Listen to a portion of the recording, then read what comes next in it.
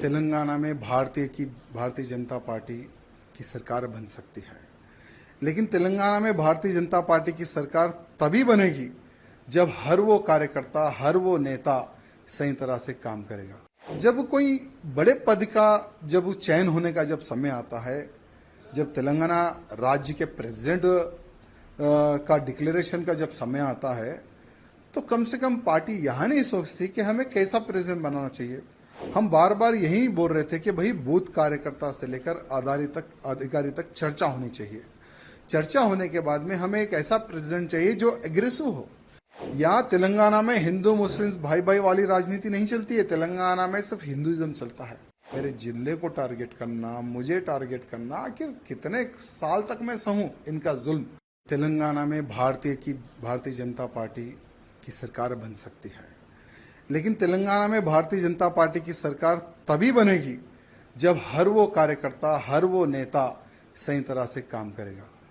आज booth level में हर वो कार्यकर्ता पूरी जान लगाकर भारतीय जनता पार्टी के समर्थन में वोट दिलवा रहा है, कार्य कर रहा है। लेकिन जब कोई बड़े पद का जब चयन होने का जब समय आता है, जब तेलंगाना राज्य के प्रेसिडेंट का डिक्लेरेशन का जब समय आता है, तो कम से कम पार्टी यहाँ नहीं सोचती कि हमें कैसा प्रेसिडेंट बनाना चाहिए। हम बार बार यही बोल रहे थे कि भाई बूथ कार्यकर्ता से लेकर अधिकारी तक चर्चा होनी चाहिए। चर्चा होने के बाद में हमें एक ऐसा प्रेसिडेंट चाहिए जो एग्रेसिव हो। यहाँ तेलंगाना में हिंदू मुस्लिम भाई भाई वाली राजनीति नहीं चलती है। तेलंगाना में सिर्फ हिंदुइज्म चलता है। और जो हिंदुत्व की बात करता है ना, तेलंगाना की जनता उसको सर पर बिठाकर आगे चलती है। चाहे हमारे प्रधानमंत्री मोदी जी हो, हमारे अमित भाई जी हो, जेपी नड्डा जी हो, उन्होंने कईयों सभाएं तेलंगाना में की है। हर सभा में हजारों की संख्या में, लाखों की संख्या में उनकी सभाओं में कार्यकर्ता आते हैं यहां सुनने के लिए कि देश, धर्म, समाज के लिए आज भारतीय जनता पार्टी क्या कर रही है और क्या करेगी। वहां संदेश सुनने के लिए सभी कार्यकर्ता आते हैं।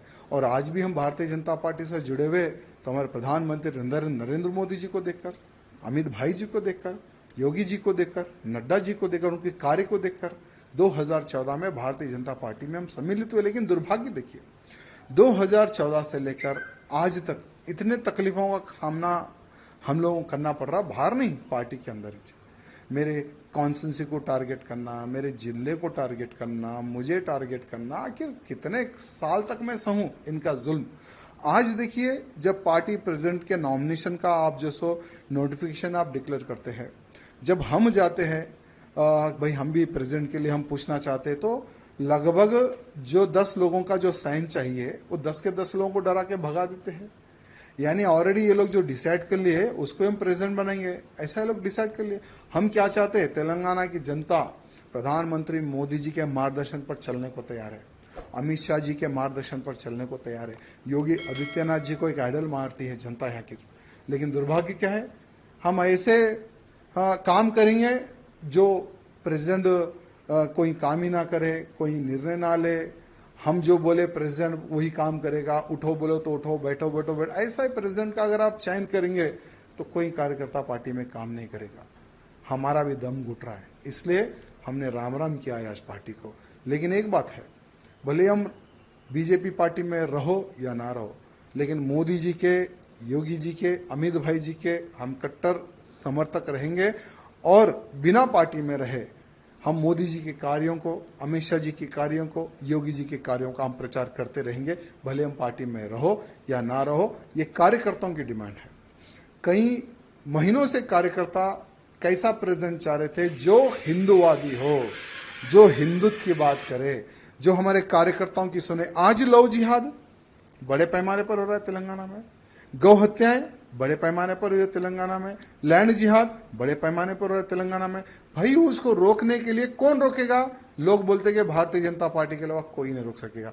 भारतीय जनता पार्टी की सरकार आएगी तो ही तेलंगाना का हिंदू सुरक्षित रहेगा। लेकिन भारतीय जनता पार्टी की सरकार कैसे आएगी?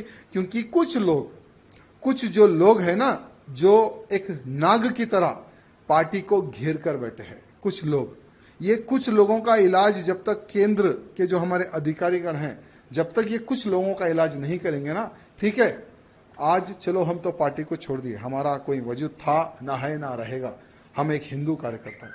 भले राजनीति से हटकर हम हिंदुत्व का कार्य करते हैं और आगे भी हम हिंदुत्व का प्रचार और हिंदुत्व की सेवा हम करते रहेंगे, लेकिन उन कार्यकर्ताओं का विचार करने की आवश्यकता है जो एक विश्वास के तौर पर भारतीय जनता पार्टी से जुड़े हुए हैं। इसलिए हमारे प्रधानमंत्री मोदी जी से, अमित शाह जी से निवेदन करना चाहूंगा कि पूर्ण एक बार विचार करें और भारतीय जनता पार्टी का अध्यक्ष कैसा होना चाहिए, ये मैं नहीं, हर वो बूथ कार्यकर्ता, हर वो अधिकारी, हर वो जो पार्टी के लिए जो खून बहा है, उनका एक समावेश, एक मीटिंग करने के बाद में उन कार्यकर्ताओं का आप इलेक्शन कीजिए, उन कार्यकर्ताओं से आप प्रपोजल लीजिए, तब देखिए कैसा प्रेसिडेंट यहाँ के बीजेपी के कार्यकर्ता, बूथ कार्यकर्ता चाहते हैं, ये हमारे केंद्र के अधिकारियों को पता चलेगा। आपका आगे कार्रवाई कैसे होने वाली? देखिए कुछ नहीं, हमने किशन रेड्डी जी को यहाँ कहा कि आपके ही हाथों से हम पार्टी में ज्वाइन हुए थे 2014 में और आपके ही हाथों में हम रिजाइन दे रहे हैं, हम पार्टी के बाहर जा रहे हैं, क्योंकि ये मोनोपोली जब तक पार्टी में बंद नहीं होगी तब तक पार्टी सत्ता में नहीं आएगी और हम दम घुट घुट कर हम पार्टी का सर्वनाश हम नहीं देख सकते। यानी बीजेपी को डुबोने का कार्य कर रहे हैं यहाँ के लोग, यहाँ के कुछ अधिकारीगण जो सत्ता का गलत उपयोग करके पार्टी को डुबोने का जो कार्य कर रहे हैं ना, तो ऐसी डूबती नैया में और पार्टी को डूबते हुए हम नहीं देख सकते, इसलिए हम पार्टी के बाहर आए। आगे का हमने किशन रेड्डी जी को रिक्वेस्ट किया है कि आप स्पीकर को भी एक पत्र लिख दो कि राजा सिंह बीजेपी का विधायक नहीं है, उसको सस्पेंड करो। अगर किशन रेड्डी जी वो भी अगर काम कर देते तो उसका भी हम समर्थन करते हैं। बाकी का हम एक हिंदू नेता है, धर्म प्रचार करना हमारा काम है, वही करते रहेंगे।